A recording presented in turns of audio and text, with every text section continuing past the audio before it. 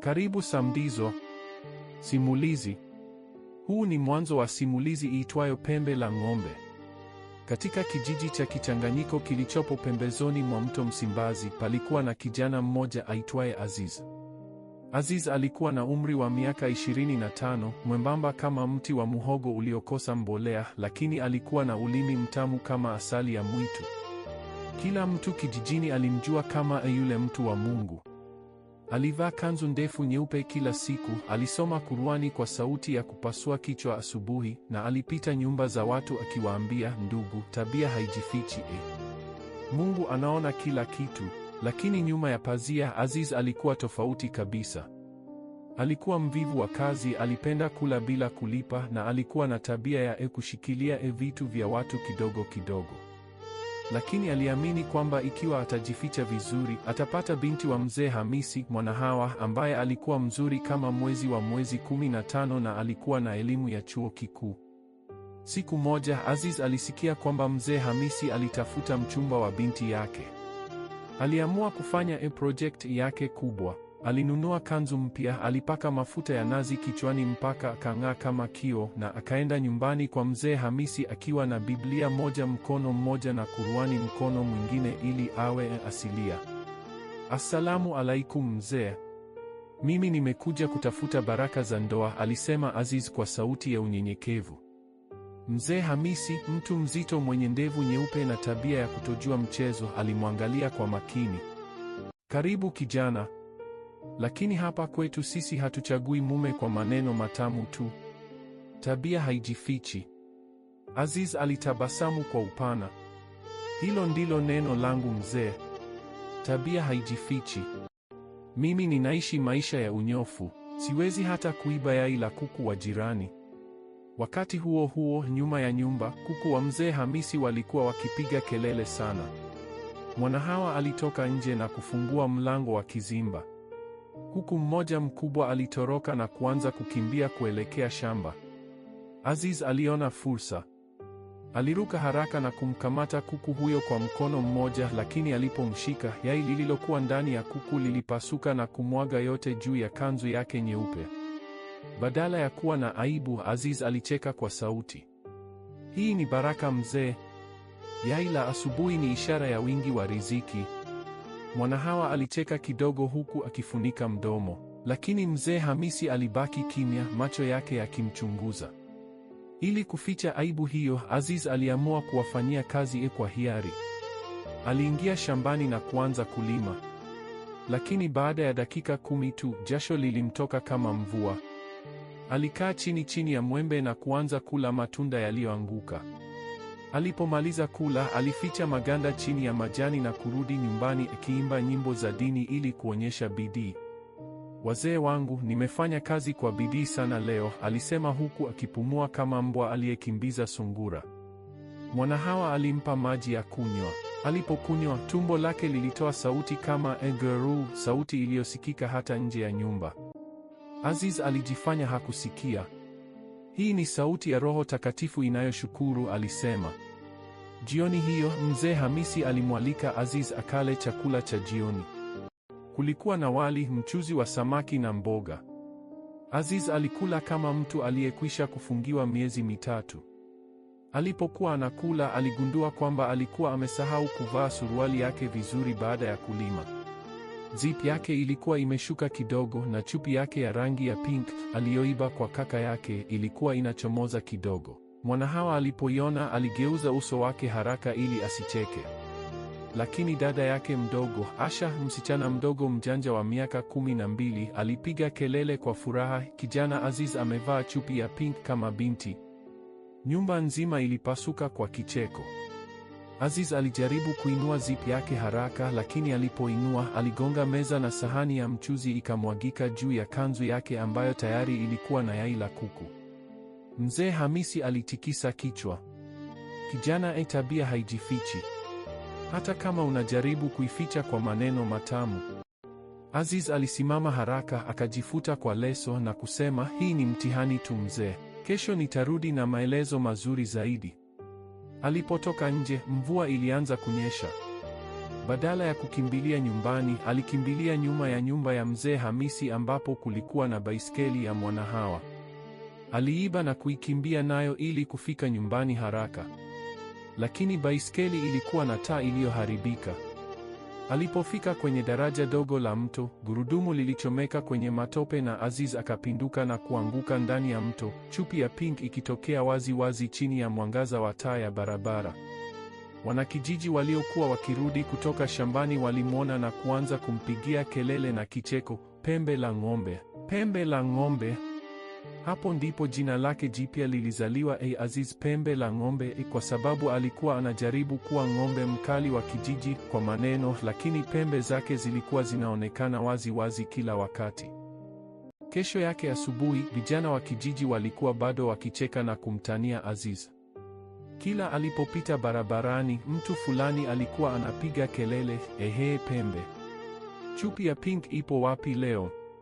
Aziz alijifanya hajali, lakini moyoni alikuwa ameungua kama kuni. Aliamua kwamba lazima afanye comeback kubwa ili kurejesha heshima yake na kushinda moyo wa Mwanahawa. Alikwenda sokoni na kununua suruali mpya nyeusi kwa mkopo, shati jeupe na tai nyekundu ili aonekane serious. Alipita nyumbani kwa mzee Hamisi akiwa ameshika Biblia kubwa na bouquet ya maua ya porini aliyoyachuna njiani. Mwanahawa, nimekuja kukupa maelezo ya jana, alisema kwa sauti ya pole. Yale yote yalikuwa ni mtihani wa Mungu ili kuonyesha kwamba mimi ni mtu wa kuvumilia. Mwanahawa alitabasamu kidogo huku akicheza na kitambaa cha mkono. Alikuwa anampenda kidogo Aziz kwa ucheshi wake, lakini alikuwa na shaka kubwa. Sawa, lakini baba yangu anasema tabia haijifichi. Tutakula chakula cha mchana pamoja leo, uone kama utastahili. Aziz alifurahi sana. Alisaidia kuandaa meza, lakini alipokuwa anakata nyama, kisu kiliteleza na kumkata kidole kidogo. Badala ya kuonyesha uchungu, alisema kwa sauti kubwa, hii ni damu ya shahidi. Inanifanya niwe na nguvu zaidi. Aliifuta damu kwenye shati lake jeupe na kuendelea. Wakati chakula kinapikwa, Asha, dada mdogo, alimvizia na kuanza kumuuliza maswali magumu. Aunti, wewe unapenda kazi gani hasa? Aziz alijibu, kazi yangu ni kumtumikia Mungu na kuwasaidia wengine. Asha alicheka, lakini jana ulikuwa unakula matunda ya baba yangu shambani na kuyaficha maganda. Niliyaona. Aziz aligeuka rangi. Ili kujibu, aliamua kutoa hotuba. Alisimama katikati ya chumba na kuanza kuhubiri kuhusu uaminifu na bidii. Wakati alipokuwa akiongea kwa hamasa, simu yake ambayo ilikuwa ya mkopo pia iliita. Ringtone lilikuwa wimbo wa Kuna Dawa ya Diamond, lakini toleo la kinywaji. Kila mtu alicheka. Alipojaribu kuizima haraka, kidole kilichokuwa na damu kiligusa skrini na kufungua video aliyokuwa akiitazama usiku, video ya dansi kali. Video ikaanza kucheza kwa sauti kubwa, babi unanichanganya . Mwanahawa alifunga macho yake kwa aibu. Mzee Hamisi alitikisa kichwa polepole. Asha alirekodi yote kwa simu yake na kuanza kucheka hadi akabubujika machozi. Aziz alizima simu haraka na kusema, hiyo si yangu. Ni ya rafiki yangu, aliniacha. Mimi sipendi vitu vya dunia hii. Ili kurekebisha hali, aliamua kuwafanyia kazi za nyumbani. Alienda kuchota maji kisimani. Lakini alipokuwa anarudi, aliona mbuzi wa mzee Hamisi akila bunde la maua aliyoleta kwa Mwanahawa. Alikimbia kumfukuza mbuzi, akateleza kwenye matope na kuanguka tena, mara hii ndani ya dimba la taka nyuma ya nyumba. Kanzu na suruali zake mpya zikachafuka kabisa. Aliporudi nyumbani akiwa ananuka na taka, Mwanahawa alimpa maji ya kuoga nyuma ya nyumba. Lakini aliposubiri aoge, mbwa wa nyumbani alimvizia nguo zake chafu na kuzikimbia nazo hadi kijijini. Aziz alilazimika kutoka nje akiwa amejifunika taulo dogo tu, akifuatana na mbwa na vijana wengine wakimfukuza huku wakicheka na kupiga picha. Pembe la ng'ombe. Leo ni siku ya uchi, walipiga kelele. Mwanahawa alimtazama kwa huruma na kicheko kidogo. Aziz, unaweza kuwa mtu mzuri lakini unajaribu sana kujificha. Tabia yako inajitokeza yenyewe. Jioni hiyo, Aziz alirudi nyumbani akiwa amevunjika moyo. Alikaa chini ya mwembe na kuanza kufikiria maisha yake.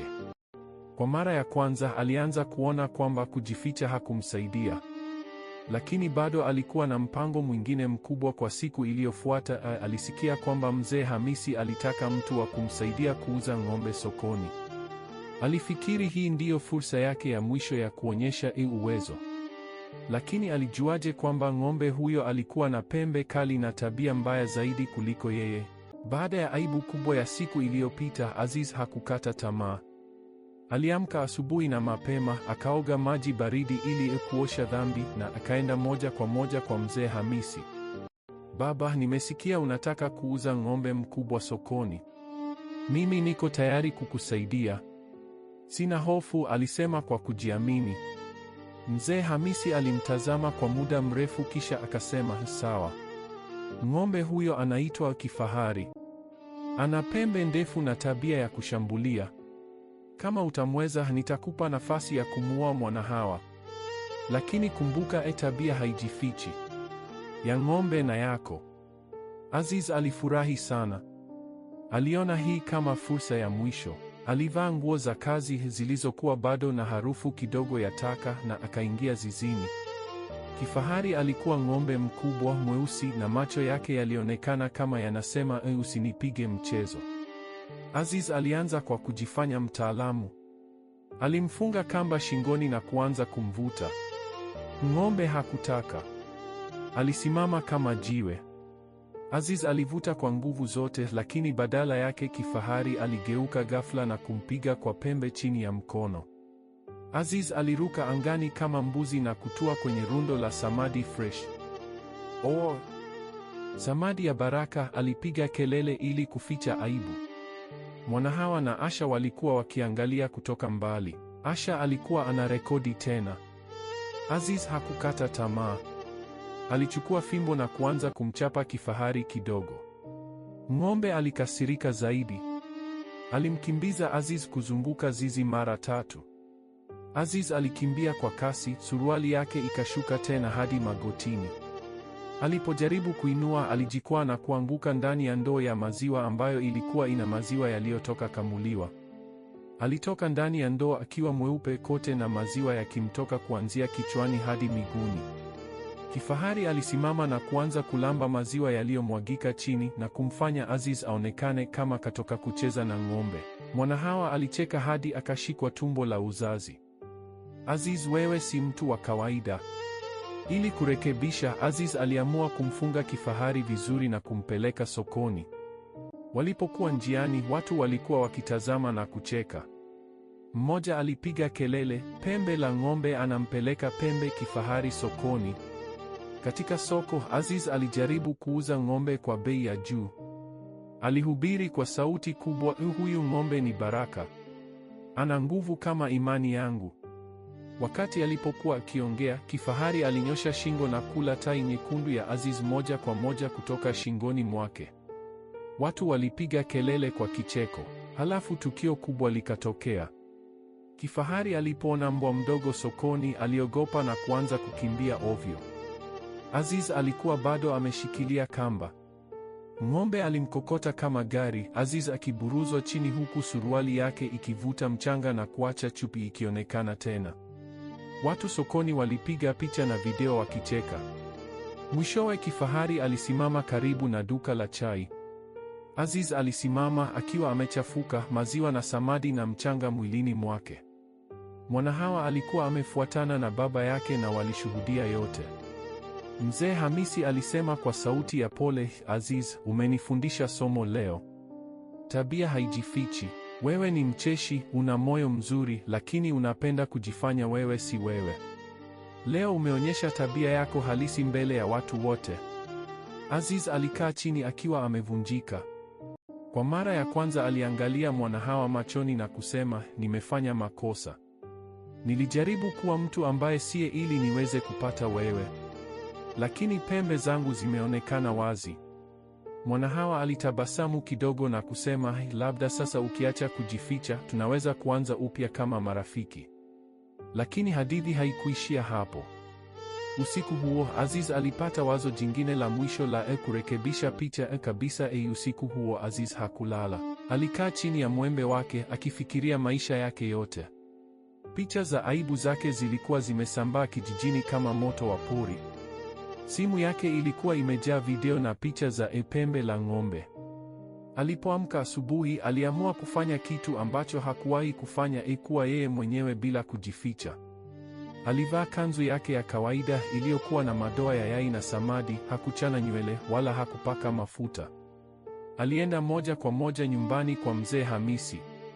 Alipofika alikuta familia nzima na baadhi ya majirani wamekusanyika. Habari za sokoni zilikuwa zimesambaa sana. Aziz alisimama mbele yao na kuongea kwa sauti iliyotulia, mimi si mtu mkamilifu.